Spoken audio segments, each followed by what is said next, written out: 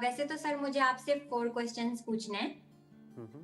Sir पहला सवाल मेरा ये है आपसे कि सर अगर किसी इंसान पर, सर स्पेशली किसी लड़की पर, सर उसके पूरी फैमिली की रिस्पॉन्सिबिलिटी हो, तो सर कैसे वो अपने खुद के फ्यूचर पे फोकस करे?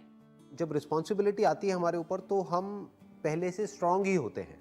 जैसे हमें कई बार लगता है कि यार ये रिस्पॉन्सिबिलिटी आ गई है, हमारे लिए अच्छी नहीं है, लेकिन सोचो अगर आपके ऊपर कोई रिस्पॉन्सिबिलिटी नहीं होती तो क्या आप इतना अचीव कर पाते जितना अभी तक आपने अचीव किया अपनी लाइफ में? बिल्कुल सर। तो आप ये समझिए कि जब रिस्पॉन्सिबिलिटी हमारे ऊपर आती है तो क्या होता है, हम अपनी लिमिट्स को पुश करते हैं।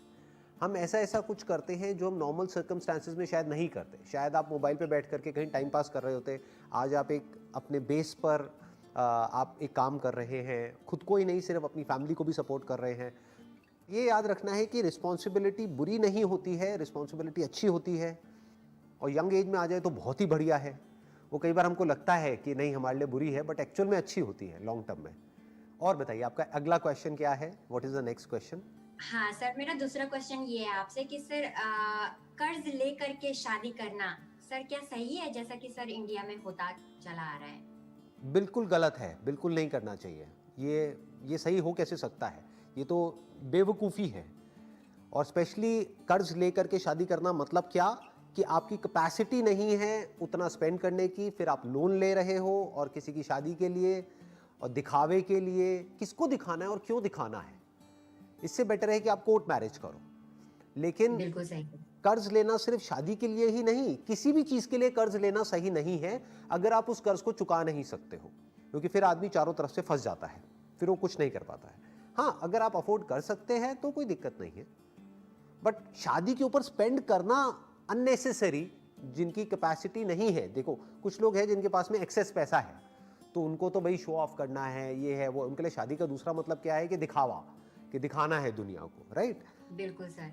बट अगर आपकी जेब में पैसा नहीं है और आप अननेसेसरी शादी में पैसा लगा रहे हो तो ये समझदारी नहीं है, बहुत बड़ी बेवकूफ़ी है।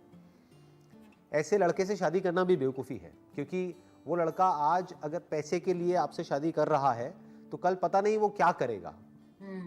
जिसके माइंड में थोड़ा सा भी ये थॉट चल रहा हो कि मुझे कितना मिलेगा डाउरी के नाम पे, दहेज के नाम पे, या किसी भी तरीके से डायरेक्टली इनडायरेक्टली, अगर उस लड़के के माइंड में थॉट भी है पैसे का, तो ऐसे लड़के से जितना हो सके दूर ही रहो। जो लड़का आपसे प्यार करता है और आपसे शादी कर रहा है आपके लिए, क्योंकि उसको लगता है कि आप और वो मिल करके एक अच्छी लाइफ जी सकते हैं, तो फिर कोई दिक्कत नहीं है। फिर उसको पैसे से भी कोई मतलब नहीं है। वो तो फिर चाहे आप कोर्ट मैरिज करो, चाहे कैसे भी करो, किसी मंदिर में थोड़े से फेरे लगा लिए, हो गया काम खत्म। उसके लिए दिखावा करने की क्या जरूरत है, भीड़ इकट्ठी करने की क्या जरूरत है? यस सर, मेरी भी यही थिंकिंग है कि कोर्ट मैरिज होनी चाहिए। लेकिन सर जैसे मेरी यंगर सिस्टर है, यंगर ब्रदर है, तो सर मैं उनके लिए भी सोचती हूँ कि चलो मैं तो कोर्ट मैरिज करके सर मैं खुश रह लूंगी, लेकिन क्या उनके लिए भी ऐसे ही सही है? जब आप खुद कोर्ट मैरिज करेंगे तो आप एक एग्जाम्पल सेट कर रहे हैं उनके लिए भी, तो उनको भी करने में क्या दिक्कत है? अगर आप लोग फाइनेंशियली अफोर्ड नहीं कर सकते तो अननेसेसरी अपने ऊपर प्रेशर क्रिएट क्यों करना है?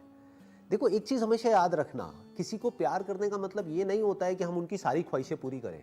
Yes sir, that's true. मतलब किसी को अपने ऊपर डिपेंड कर देना, ये नहीं है प्यार का असली मतलब।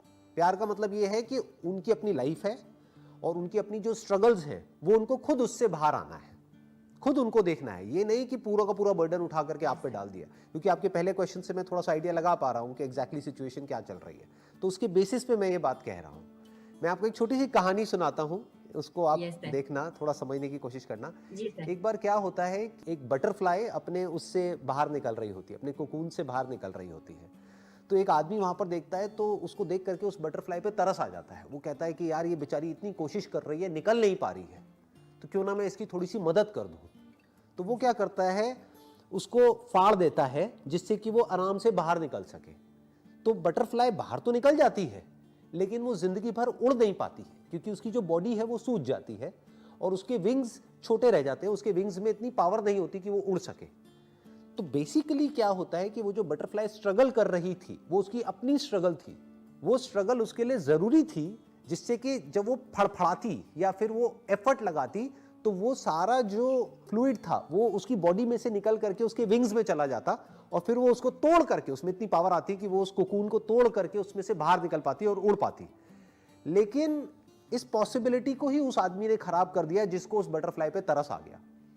तो कभी भी किसी के लिए हमको इतना नहीं करना चाहिए कि उनकी लाइफ ही खराब हो जाए या फिर वो खुद कुछ ना कर पाए। आपको एक लेवल तक ही सामने वाले को सपोर्ट करना चाहिए, उसके बियॉन्ड अगर हम उनको सपोर्ट कर रहे हैं तो वो उनके लिए अच्छा नहीं है, उनके लिए बुरा है, क्योंकि हमने उनको डिपेंड कर दिया है अपने ऊपर। हम उनका फायदा नहीं कर रहे, उनका नुकसान कर रहे हैं। बिल्कुल सही। जैसे हमने स्ट्रगल करी है, जैसे आपने स्ट्रगल करी है, वैसे ही आपके भाई बहनों को भी स्ट्रगल करनी ही पड़ेगी अगर उनको लाइफ में कुछ अचीव करना है तो। ये उनको क्लियर होना चाहिए। ये नहीं कि आप ही उनका पूरा का पूरा भार उठाओ पूरी जिंदगी के लिए, ये अच्छा नहीं है उनके लिए। This is not good for them, this is not good for you. मेरी इस बात को मैंने इशारे में कहा है, लेकिन हो सके तो आप समझिएगा और अपनी लाइफ से रिलेट करिएगा। कुछ आइडिया मिला आपको मेरी इस बात से? कुछ कनेक्ट किया आपने? हाँ जी सर, बिल्कुल बिल्कुल सर, स्पष्ट हो गया, क्लियर हो गया सर। वेरी नाइस, बहुत बढ़िया। अब बताइए आपका तीसरा क्वेश्चन क्या है? आपने पूरी क्वेश्चंस की दुकान खोल ली है। हाँ, तो सर मेरा तीसरा क्वेश्चन ये है आपसे कि सर जैसे सब कहते हैं कि हार्ड वर्क कीजिए, हार्ड वर्क कीजिए, जैसे सर बुक्स में भी लिखा है कि hard work is the key to success, है ना, हार्ड वर्क करेंगे तभी सक्सेस मिलेगी। तो सर मैं कंपनी में सर 12-12, 13-13 घंटा जॉब करती हूँ सर। वीकेंड्स में सर मैं बच्चों को ट्यूशंस भी दे रही हूँ और सर एक छोटा सा यूट्यूब चैनल भी चला रही हूँ। तो सर क्या ये हार्ड वर्क है? क्या होता है सर हकीकत में हार्ड वर्क?